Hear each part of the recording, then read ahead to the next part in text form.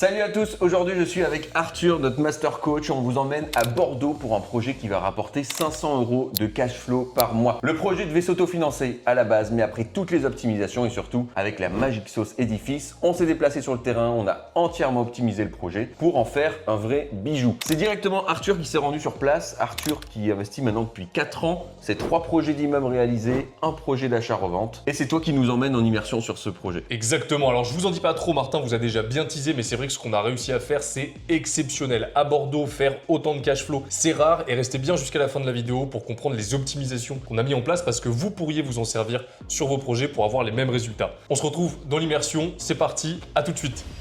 On va déjà se concentrer sur ça. Donc ce que je te propose, c'est qu'on fasse 3 tours complets du projet. Premier tour, donc on refait un tour complet en discutant de tes optimisations, de la vision que tu avais sur le projet. Tu nous remets en main les optimisations que tu avais pensées. On les garde en tête. On refait un deuxième tour où on vient challenger un peu les optimisations. Est-ce qu'on peut faire mieux, moins cher, plus facile, plus rapide, plus efficace? On refait un troisième tour pour être sûr qu'on n'ait rien oublié. Ça te va? C'est super. Je prends quand même des petites notes de différents éléments. On commence par l'entrée? Ok. Allez, magnifique. L'entrée, on arrive sur un petit placard ici. Par rapport au projet global, il y a une réflexion à faire, savoir si on garde ce placard-là ou pas.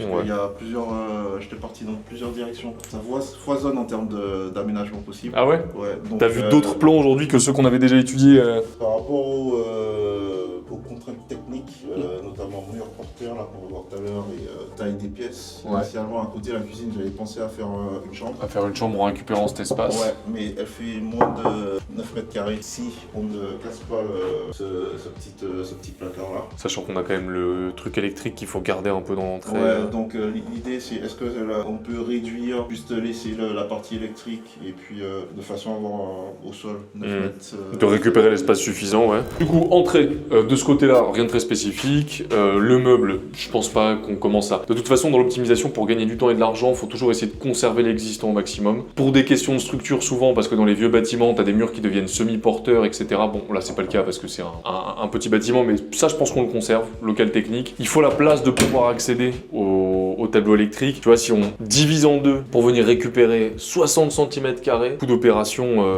vaut pas forcément la peine. Et derrière, après, je peux pas me faufiler pour accéder au tableau. Donc, moi, j'ai envie de dire, gardons ce placard d'entrée tel qu'il est, coup de peinture. L'entrée, elle est ok. La porte d'entrée, c'est-à-dire qu'elle est en bon état. Je pense qu'on la change pas, mais éventuellement pour le confort, peut-être rajouter un petit rideau ou un truc comme ça. C'est juste qu'elle est pas très isolante, mais bon, elle fonctionne très bien. Ici on a le WC. Ça qui était plutôt... Ah, j'avais pas vu que c'était... Ah, waouh, c'est de la moquette. Ouais, c'est ça. Je pense qu'il faudrait garder ça va l'air un peu... Écoute, c'est une question de style, hein. Il y en a qui aiment pas, mais c'est vrai que c'est pas très récent, quoi. Là-dessus, j'ai pas vraiment beaucoup d'idées d'optimisation à part... Oui, globalement c'est ça. Il y a l'isolation du mur peut-être par l'extérieur. Et encore, il faut voir. Toilette qu'on refait. Changement, fenêtre et peinture, en gros. Très bien. Super important aussi, à chaque fois que tu achètes des appartements, changer ça. Le WC, s'il est en bon état, on peut le conserver. Mais changer chasse d'eau et robinet de coupure. Parce que ça, c'est... s'il a 10 ans, 5 ans, etc., il peut vieillir, se durcir, casser, créer une petite fuite. Et c'est bête alors que ça vaut 5 €. Et à changer, ça se fait en 2 secondes. Donc ça, on peut le changer. Donc la première chambre, elle fait 10 mètres carrés, près de 11 mètres carrés. Donc celle-ci, je vais pas trop y toucher, peut-être rénover le sol à peine, refaire les plaintes. Ouais. Peinture, là c'est vraiment du réno légère, je pense. Après là c'est partiellement isolé, parce qu'il y a une petite épaisseur pour l'isolation. J'ai l'impression qu'il y a une épaisseur en 5. La fibre. Ça est mal placé là. Ouais, mal placé, mais c'est pas grave, ça se... Ici, on arrive dans la chambre, de ce côté-là, quasiment rien à faire. Donc chambre, dans l'ensemble, il faut changer les prises, les interrupteurs, fenêtre. Donc ça, ce sera la chambre 1. Le sol, oui. Le sol, si tu veux le reprendre, c'est ponçage et vitrification. Après, on a l'impression qu'il a été vitrifié il n'y a pas si longtemps que ça, parce qu'il a l'air nourri. Ils l'ont vitrifié sans poncer. Donc ça a conservé les taches. Mais il y a un produit qui a été passé dessus il n'y a pas si longtemps que ça. Hein. Donc à toi de voir, parce que le sol est quand même globalement en bon état. Il n'est pas si moche que ça. Il n'est pas abîmé ou quoi que ce soit. Donc s'il y a un manque de budget, tant pis, tu mets le lit, tu mets les aménagements et on part. Les portes sont en très bon état. Les poignées aussi, donc ça c'est plutôt cool. Faut mettre des loquets sur chacune des portes parce que c'est de la colocation, mais on peut conserver les poignées, on peut conserver la porte, etc. C'est vachement bien. Là, c'est la deuxième chambre en fait. C'est la deuxième chambre. Là aussi, les sols, on va rester. Au niveau de l'aménagement initial, je pensais à basculer salle de bain, cuisine sur cet espace-là. Reprise des sols et tout. Au niveau financier, c'était quand même un gros budget. Reprise des sols, tu veux dire, tu voulais déplacer cuisine, salle de bain ici et poser un carrelage. Le seul truc que j'ai pas, c'est que tu vois que le parquet est à même niveau que le sol en pierre. Donc en fait, ça veut dire que si tu l'enlèves en dessous, il n'y a pas de pierre, ça n'a pas été posé par-dessus un sol en dur et on sent que c'est creux en dessous. Je me demande sur quoi ça a été posé. C'est bizarre. Sachant qu'ici, tu parles de faire une chambre, mais c'était le plan qu'on avait vu ensemble, qui était pas tout à fait encore défini. On va préciser les choses là, parce que vraiment je suis dans le flou. C'est ça, parce qu'ici, il n'y a toujours pas de fenêtre, toujours pas d'espace à l'extérieur. Si c'est toujours sur un plan colocation, la chambre ici, elle fonctionne pas. Si c'est un plan résidence principale... Si tu fais le bail unique, oui, ça fonctionne. Là, j'ai plus cette problématique de... ça fonctionne. C'est un tout petit peu différent dans la gestion et dans les prix qu'on avait anticipés de location qui vont être forcément un peu plus faibles. Bail commun, c'est toujours un peu plus délicat, mais ok. Donc la salle de bain. Donc là, je pense qu'il faut tout rafraîchir ici. L'idée, c'est tout rafraîchir.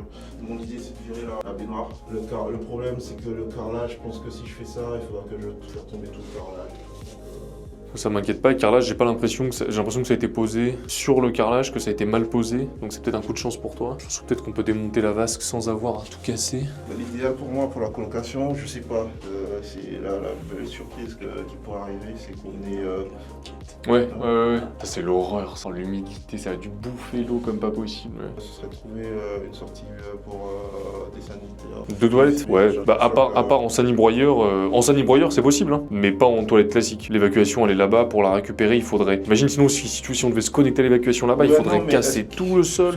Et là, c'est là qu'on rentre dans le gros de l'optimisation, dans le plan d'Alexis. Donc ici du coup, ce qui serait le plus viable par rapport à ce que tu as en tête pour faire de la colocation, c'est Alexis qui a 100% raison. C'est effectivement de déplacer la cuisine, non pas là-bas, mais plutôt ici, parce que là on est quoi qu'il arrive dans une pièce dont on peut rien faire parce que c'est une pièce aveugle. On est connecté du coup aux arrivées aux évacuations et on va pouvoir relier tous les systèmes d'évacuation. Donc ça me paraît être une très très bonne idée de déplacer la cuisine ici. Donc comme le dit Alexis, là on reprend le sol avec un simple PVC. C'est résistant, c'est peu coûteux, ça se change rapidement, c'est très bien. Demain tu récupères pour ta résidence principale, t'enlèves le PVC, tu récupères un parquet qui est nickel. Donc c'est parfait, ça va quasiment rien coûter. Le PVC en plus ça se découpe au cutter, c'est génial. Ça se coupe au cutter, ça se clipse, etc. C'est parfait. Malgré cette pièce d'eau, ça pose pas de problème. Non, parce qu'en dessous on va mettre une petite sous-couche étanche. Et ici c'est une pièce d'eau, mais ça reste une cuisine. Il y a moins de projection d'eau qu'une salle de bain par exemple. Okay. Salle de bain qui est la vraie pièce d'eau où vraiment je sors de la douche trempé, je marche, je fais tomber plein d'eau, sol en pierre. Okay. Voilà, ici je vais avoir des projections sur un sol qui est hydrofuge, puisque le PVC du coup c'est hydrofuge, donc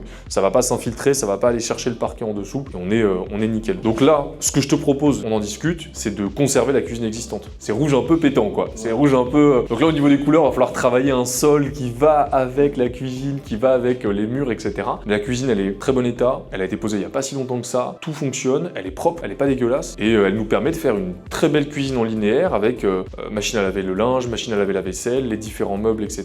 À voir avec ton artisan, donc faut soit prendre un poseur, soit un menuisier. Et puis là pour le coup, le plan de travail, lui, a un peu de vécu, il est un peu sale. On remet un coup de neuf. Visuellement, ça va rendre bien, ça va vraiment... Parce que vu que la cuisine est en très très bon état, cuisine en très bon état, propre, plus plan de travail, évier, robinetterie neuve, on va avoir l'impression quand on rentre dans la cuisine que c'est neuf. Moi, je rentre dans la cuisine, c'est neuf. Et donc là, tu viens d'économiser 5 à 6 000 balles de cuisine en récupérant l'existant, et c'est rare, très rare. On a souvent du mal à faire ça, parce que souvent les cuisines, elles sont dans des états... Malheureusement, on peut rien en faire. Mais donc là, on déplace les différents meubles, on va travailler le plan d'optimisation ensemble, etc. On déplace tout ici, création d'une VMC. Donc ici, j'ai un espace. Alors après, ensuite, à toi de le meubler, de le décorer entre guillemets comme tu veux, parce que la cuisine, finalement, va occuper plutôt cette partie-là, avec une porte d'entrée qui est là, que tu peux choisir d'enlever ou pas d'ailleurs, peu importe. Et donc, tu vas te retrouver avec un bel espace au fond là-bas, quoi. Donc là-bas, il y a plusieurs options. La plus simple étant une table à manger directement dans la cuisine, style table de petit déjeuner, voire table à manger pour séparer un peu du salon et avoir deux espaces différents. Ici, on conserve du coup cet encadrement. Il n'y a pas de nécessité de l'avoir, hein. Ça sert pas à grand chose, sauf si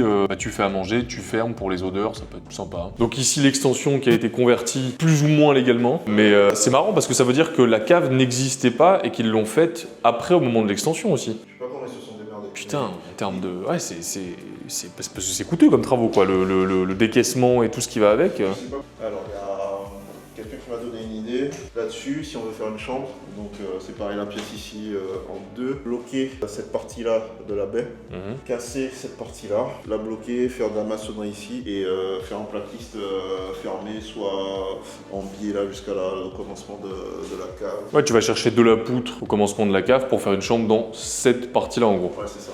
Ok. Donc, du coup, on est d'accord que le plan, finalement, principal que tu as en tête reste la colocation. Parce que la dernière fois, je m'étais arrêté à éventuellement t'emménage dedans, plutôt. C'était toujours un peu en hésitation. Je vais tenter la colocation. Tu vas tenter finalement la colocation. Donc là, je sais que je pars dans une optimisation avec Alexis de colocation, quoi. Ici, du coup, salon avec un petit doute sur la hauteur de la rambarde. La rambarde, on doit être en 90 cm. Ah merde, on les a pas. Pour protéger une rambarde, un système de sécurité doit être à 90 cm pour pas que je passe par-dessus. Si je suis en dessous et que je décide, je suis ton locataire, de me jeter dans les escaliers, derrière je peux te dire « Ah oui, mais monsieur Balmy, c'est pas à la bonne hauteur, etc. machin ». Donc solution très simple, il faudrait rajouter une pièce de bois. Tu vois, c'est pareil, optimisation. Au lieu de se dire « J'enlève, je recommande à faire en semi-sur-mesure » parce qu'en plus c'est un peu bizarre, que je fais poser, etc. Non, il manque de l'espace. Là, j'ai quand même une barrière qui est solide. Ici, il nous manque 5 cm. Il n'y a rien de plus simple. On prend une pièce de bois de 5 cm qui fait la dimension entre là et là, entre là et là, entre là et là et entre là et là-bas. Un menuisier ou même toi, si tu as envie de te faire plaisir, tu vas acheter les morceaux et tu les visses. Tu me visses ça, tu le remets à 90 cm à la bonne hauteur, tu repeins l'ensemble. Argent économisé, 1500 €. Ça va vite, c'est pratique, c'est efficace et ça pose pas de problème. Grand salon, beau salon qui donne sur le jardin, ça va être... c'est un vrai plus. Ah, ils vont être bien. Donc là, du coup, c'est ça. Emprisonnement de la baie vitrée intérieure dans un placo et on fait juste vraiment une structure placo sans mettre d'isolation phonique entre les deux. On met fourrure ici, fourrure, on met le placo et puis on le peint et c'est fini, quoi. Pareil, simple, rapide, efficace, peu coûteux. Et bon, cette cave elle m'intrigue. Bon, j'avais pas vu ça. Ouais, mais là tu vois, c'est humide comme si presque il avait plu. T'as quand même une vraie traînée d'eau, tu vois. Oui, bon, on n'en fait pas une chambre, quoi. C'est pas humide, c'est infiltré. Là, le fait qu'il y ait des... Bah là, c'est parce qu'il pleut dehors. Mais donc ça veut dire qu'il y a quelque part un problème qu'on va avoir, à mon avis, du mal à identifier. Donc ça veut dire que la situation, elle reste plus ou moins comme ça, quoi. Et tu vois qu'il y a eu des grosses flaques là en plus. Là, ça fait sacré... Ouais, mais donc c'est les pluies récentes, c'est parce que c'est l'hiver qu'il y a ça. Moi, je sais pas pourquoi vous voulez pas faire un truc un peu fantaisiste ici. On est dans une colocation avec des gens qui sont jeunes ici. On peut faire une salle de cinéma, on peut faire une salle de jeu, on peut faire... Enfin, je sais pas, il y a forcément des optimisations qu'on peut mettre en place, quoi. Ah non, justement pour moi c'est maintenant qu'il faut le faire parce que ça va placer ta colocation en haut de ce qui se fait, ça va amener un niveau de confort et une perception du confort qui va être bien plus élevé, ça va te permettre de louer dans l'ensemble plus cher, plus vite, plus facilement et d'avoir moins de turnover pour des travaux quasiment inexistants. Ici, très concrètement, ces histoires d'infiltration, etc. machin, là j'avoue, je ne sais pas. J'ai pas l'impression qu'on puisse faire grand chose, j'ai pas l'impression qu'on puisse régler globalement ce problème parce que là ça vient on sait pas si ça vient du sol, du mur, etc. Quoi qu'il arrive, c'est pas extrêmement grave parce qu'on le voit, il n'y a rien de très dramatique. Ce que ça nous empêche de faire, c'est de poser trop de choses sur le sol. Donc on peut pas par exemple mettre des canapés, des poufs et en faire une vraie salle télé parce que non, sinon ça va pourrir. Mais on peut tout à fait mettre une petite table avec une petite télé, deux fauteuils, un billard et puis c'est réglé, t'as une salle de jeu un peu sympa. Il y a juste à repeindre les murs et c'est fini. On a déjà les installations électriques, on peut changer, enfin ça va pas nous coûter grand chose, quoi. Pour une valeur perçue qui va être quand même plus. Donc non, si, il faut qu'on en fasse un truc. Bon, ici on entre dans cette arène roumaine avec ses colonnes. Et alors là. The cheminée. Ouais, moi je suis fan de ça. Ça donne du cachet. C'est beau. J'ai une petite passion cheminée. Chaque fois qu'on fait des immersions, moi c'est le truc que j'adore ça. C'est marrant parce qu'on dirait que c'est une ancienne cheminée, mais pas du tout. Elle a été faite avec l'extension, donc elle a été faite... Non, ça je pense que c'était... Ils ont rajouté ça à un certain moment, mais l'extension elle est juste sur cette partie-là. Ils ont fermé la véranda et ils ont fait la véranda. Ah ouais. Cette partie-là, ça va rester, je touche quasiment pas, ça va rester le salon. C'est le salon. Donc là, quoi qu'il arrive, ça reste l'espace de vie. Très sympa. Et du coup, je n'avais pas vu l'extérieur non plus. Oh là là, porte à galandage en plus, ça c'est sympa. Oh là là.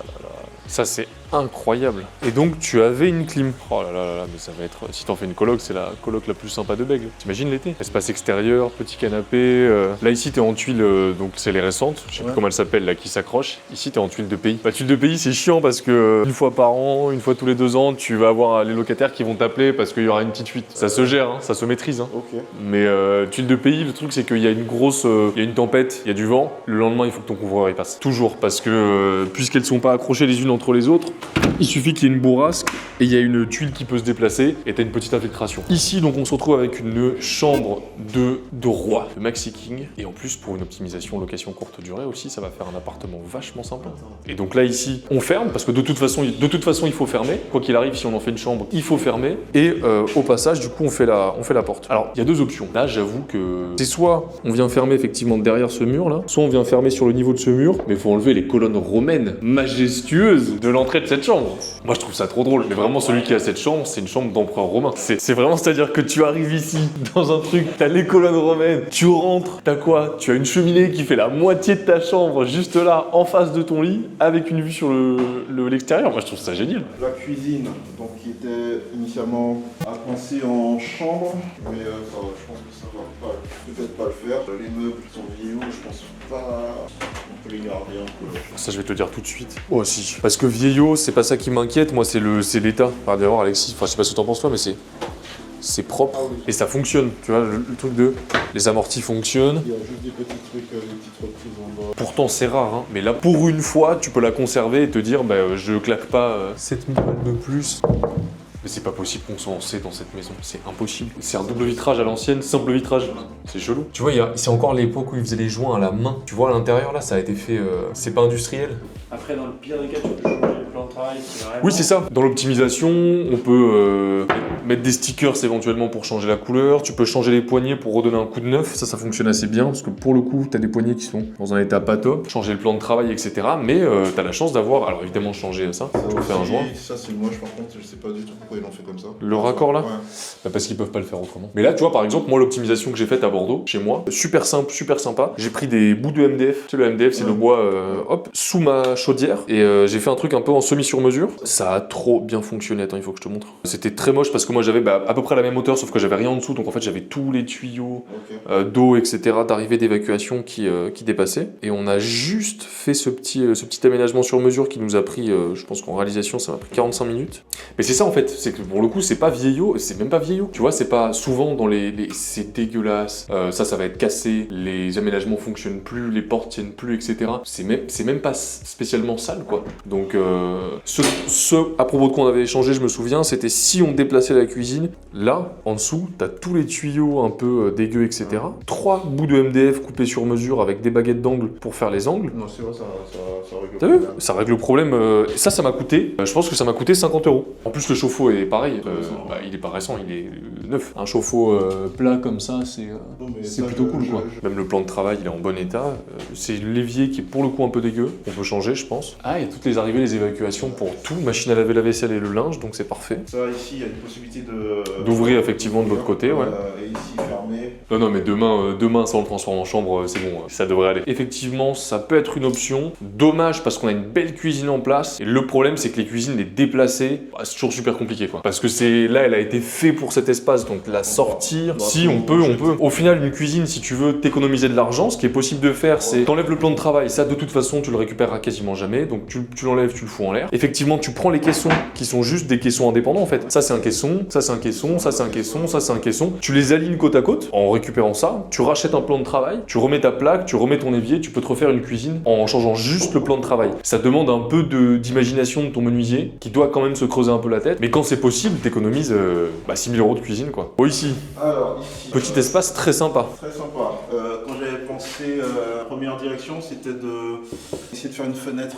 Oscillo-battante, Ouais, c'est un ça. truc qui soit. Donc là, faut que je vois avec le voisin. Ah, t'as pas encore échangé avec lui? Ou bien faire la cuisine ici, c'est une deuxième option avec juste remplacer, fermer un peu avec de la maçonnerie, mettre une fenêtre un peu plus... de toute façon, on trouve dans le commerce une dimension assez classique, et puis garder l'ouverture juste en haut, là, pour avoir la cuisine ici, faire la chambre là-bas. Bah, ce qui a toujours été le plan qu'on a le plus étudié ensemble par rapport à la colocation, parce qu'effectivement, là, ici, on ferme cette porte-là, on réouvre l'autre qui donne accès à la chambre, on a tout un pan de mur pour faire la cuisine. Bon, il faut s'arrêter à peu près, faut quand même s'arrêter à peu près ici, quoi, pour laisser un passage. Parce que tu viens faire un carottage dans le mur, alors ici, on est quand même sur un mur qui est solide, mais tu viens faire un carottage avec un bon diamètre. Ce qu'il faut calculer, c'est surtout la pente, qu'il y ait une bonne évacuation et que la pente soit bonne. Bonne nouvelle, on n'est pas très loin, on est à 130. On est à 130, donc qu'est-ce que toi tu vas avoir? Tu vas avoir une évacuation d'évier, donc ton évier, tu sais qu'il doit être plutôt par là. Bonne nouvelle, l'évier c'est en hauteur, donc on a la pente suffisante sur 1m30 pour aller la chercher. Faut 2%, là on les a larges. Et ensuite, qu'est-ce que t'as des machines à laver qui ont des pompes de relevage intégrées. Moi,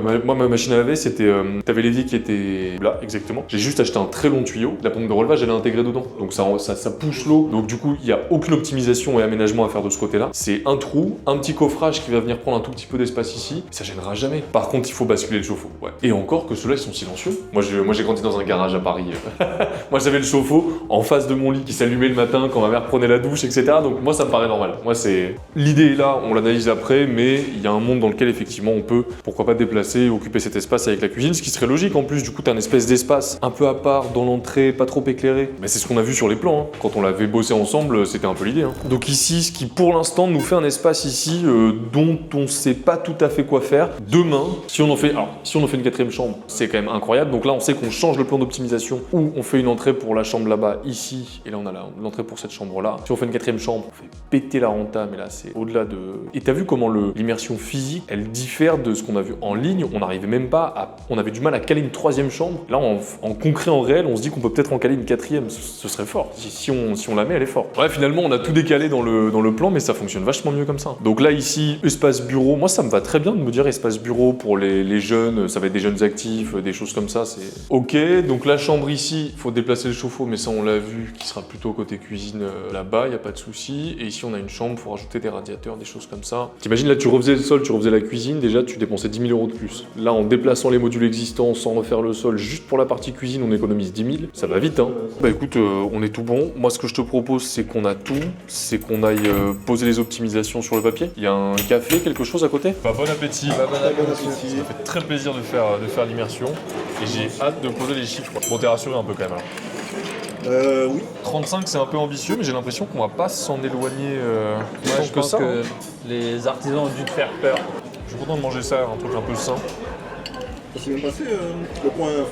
L'apéro? Ouais, l'apéro, non. Super bien passé. Et l'ambiance était assez folle. Bordeaux, c'est toujours un secteur un peu moitié-moitié.